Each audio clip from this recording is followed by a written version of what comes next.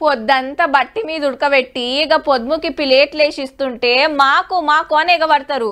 ఆవ్ హలీమే, రంజాన్ సీజన్ చాలా అయింది. మరి మసీదుల కాడ ప్రత్యేక ప్రార్థనలు చేసి ఒక్క పొద్దులు ఉంటున్నారు ముస్లిం సోదరులు. రంజాన్ పండుగ వచ్చేదాకా నెల రోజులు ఉపాసాలు నడుస్తాయి. ఇవాళ సర్కార్ వాళ్ళు ఎల్బీ స్టేడియంలో ఇఫ్తార్ విందిచ్చిండ్రు. ఎవరెవరు వచ్చిండ్రు, ఎట్లెట్లా నడిచిందో ఆర్చుకుందాం పాండ్రి.